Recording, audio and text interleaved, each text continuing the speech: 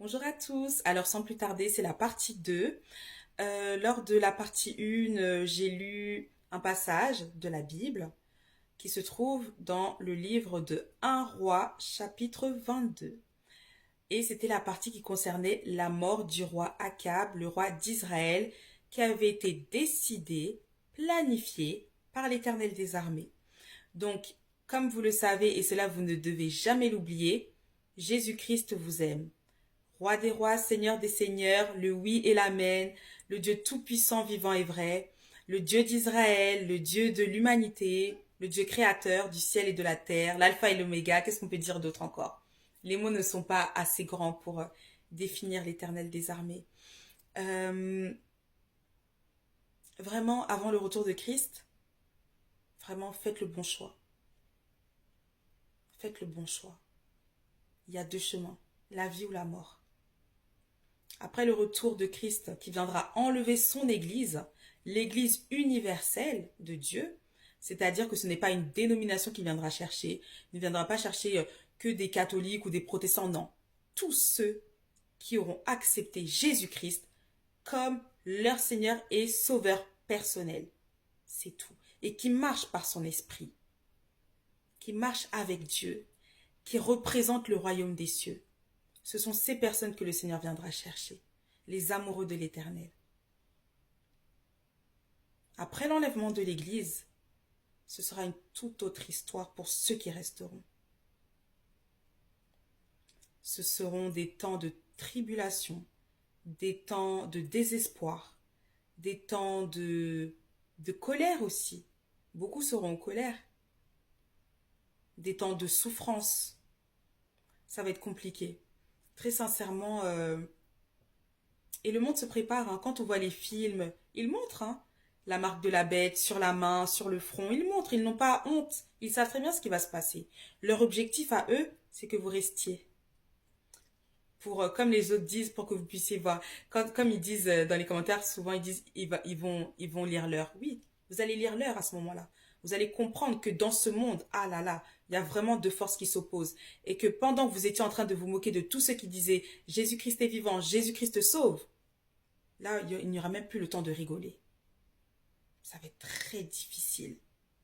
Donc vraiment, ne laissez pas le diable se moquer de vous. Le diable et ses acolytes et ses agents et ses fils des ténèbres, ne les laissez pas vous aveugler. Ils se préparent. Ils font voter des lois iniques. Ils savent très bien ce qu'ils font. Ils connaissent la parole de Dieu. Ils connaissent la vérité. Ils vont de plus en plus vite. Hein. Ce que la Bible dit qui est une abomination aux yeux de Dieu, allez, paf, la loi passe. Faites attention à vous. Réfléchissez. La seule alliance dans ce monde qui parle, c'est l'alliance dans le sang de Jésus-Christ. C'est tout. C'est tout. L'alliance la plus puissante, celle qui sauve, celle qui délivre, celle qui restaure, celle qui ressuscite. C'est en Jésus-Christ seul. C'est en Jésus-Christ seul. C'est la raison pour laquelle tant de chrétiens sont persécutés dans le monde, réellement persécutés. Renseignez-vous, vous verrez.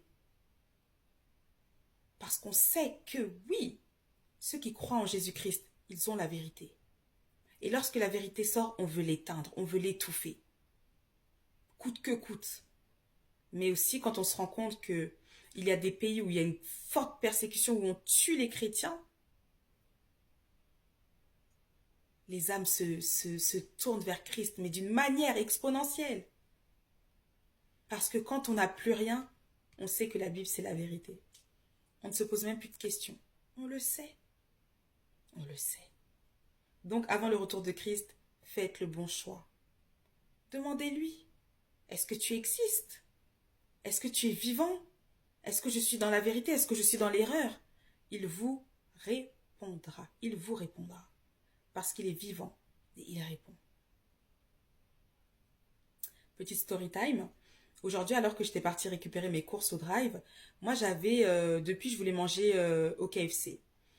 Et donc, moi mon plan c'était aller chercher mes courses chez Carrefour, ensuite chez Picard, ensuite chez Lidl et ensuite au KFC.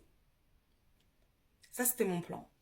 Et ensuite, alors que je suis allée récupérer mes courses chez Carrefour, Fallait voir, d'habitude, on reçoit toujours un message. Là, je reçois pas de texto, rien du tout. Ce qui fait que quand j'arrive au niveau du parking, la voiture qui est passée derrière moi passe en avant. Je me dis, ok, bon. Je suis obligée de repartir sur le compte de Carrefour pour dire que oui, je suis bien là, telle place de parking et tout. Mais je reste calme. Dès que je récupère mes courses, le Seigneur me dit, va au KFC maintenant. Je dis, mais pourquoi? Après, c'est vrai, hein, en vrai, c'est logique, c'est dans mon centre commercial.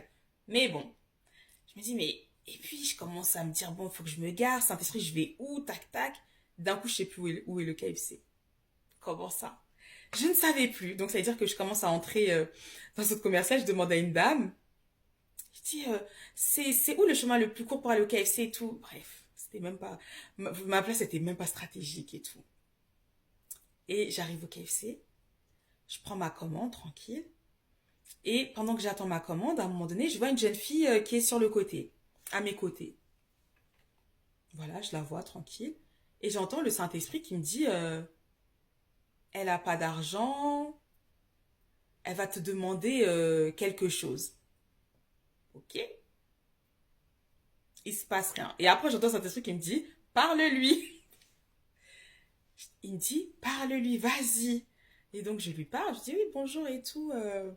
Est-ce que vous avez déjà entendu parler de Jésus-Christ et tout? Elle me dit, oui, je suis chrétienne. Je dis, d'accord. Je dis, bon, moi, je ne sais pas, le Saint-Esprit me demande de vous parler. Je ne sais pas du tout ce qu'il veut vous dire, etc. Après, elle me dit, ah bon et tout. Bah voilà, moi, j'étais venue déposer un CV, etc. Bref. Ce qu'il faut savoir, c'est que elle suit déjà une formation dans le management et elle voulait se réorienter pour faire des études dans le médical. En tout cas, elle voulait être aide-soignante. Mais voilà, quand elle explique, voilà, c'est comme si c'était compliqué pour elle, etc. Et pourtant, au fil de la conversation, voilà, je comprends qu'on lui avait quand même dit que le management, ça lui correspondait plus. Moi-même, quand je lui parle, je lui dis la même chose, etc. Et bref, le Saint-Esprit se manifeste puissamment et tout au cours de la conversation. Et pendant qu'on parle, il y a une autre jeune fille qui me dit, parce que là, pareil, une personne qui dit, ouais, comment 214, 215, 216, 217, en attente. Depuis quand en attente? Ça, c'est du jamais, ça n'est jamais arrivé. Ce qui fait qu'il y a une longue attente et pendant cette attente-là, j'ai pu discuter avec la sœur.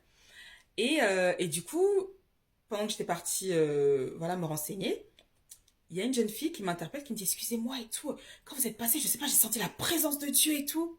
Je dis, amen, gloire à Dieu et tout. Je dis, ah ben voilà, tu t'appelles comment et tout. Elle me donne son prénom. Et puis elle me dit, bon voilà, moi en plus, je suis en retraite et tout, parce que je cherchais vraiment la face de Dieu, je m'étais éloignée, mais là maintenant je reviens. Je dis, mais est-ce que tu entends la voix du Saint-Esprit? Elle me dit oui. Déjà vraiment aujourd'hui, alléluia, les deux entendaient la voix du Saint-Esprit. Facile. On parle, bah voilà, qu'est-ce que te dit le Saint-Esprit? Demande au Saint-Esprit ce qu'il en pense. Toi aussi, demande au Saint-Esprit. Voilà, comme ça on était sur le même diapason, et moi quand c'est comme ça, je kiffe. Et du coup, elle se posait la question, qu'est-ce qu'elle devait faire et tout. Elle a eu sa confirmation, gloire à Dieu. Et à un moment donné aussi, sa sœur vient, parce qu'elle aussi, sa commande ne venait pas. Bah, le Seigneur, il m'a mis tout en pause pour qu'on puisse discuter, prier ensemble, etc. Invoquer le règne de Dieu au KFC et tout. Vraiment, Dieu est merveilleux. Et elle a eu sa confirmation. Et voilà, elle, c'était du coup la médecine. Et elle avait reçu aussi pour la sœur, non, reste là où tu es dans le management. Et donc, du coup, tout ça pour dire que quand le Seigneur nous demande de faire quelque chose, vraiment faisons-le. Faisons-lui confiance parce qu'il est fidèle. Et bref, en fait, la jeune fille, la première jeune fille en question, était venue déposer un CV. Et donc, du coup, c'est pour ça que le Saint-Esprit me disait, va au KFC. Et après, je dis, ouais, dis-moi, est-ce que je pourrais t'inviter est-ce que je pourrais t'inviter? Est-ce que je peux t'offrir un menu? Après, au début, elle me dit non. Je dis ok, je dis non mais t'es sûre et tout, vraiment moi y a pas de souci et tout. Après elle me dit oui je veux bien. Je dis ah. Et après Seigneur me dit tu vois, je dis oh mais ton contexte c'est notre contexte, c'est pas pareil. Mais bon effectivement. Et donc du coup voilà j'ai pu la bénir et tout, gloire à Dieu.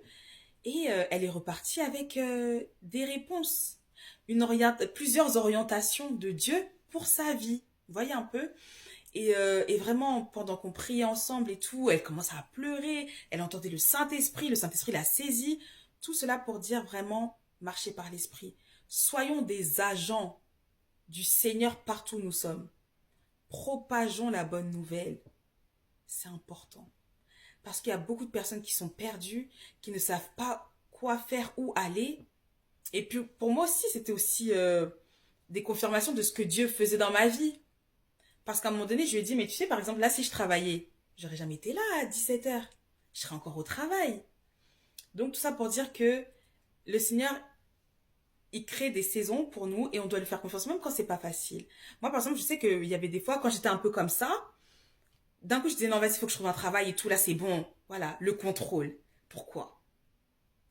Bah, parce que ça dérange l'ennemi. Bah ouais, partout où on va, là où on sait se conduire par le Seigneur, tac, le Seigneur délivre, le Seigneur guérit, le Seigneur oppositionne, les destinées, bref. Et donc du coup, bah voilà, bah faut rester attentif à la voix du Saint-Esprit et lui faire confiance jusqu'au bout parce que Dieu ne se trompe jamais. Et c'est là aussi où Dieu crée de nouvelles occasions, de nouvelles opportunités. Donc faisons confiance au Seigneur jusqu'au bout et n'oublions pas, Jésus nous aime plus que tout et il est vivant. Que Dieu vous bénisse et je vous dis à très bientôt. Bye!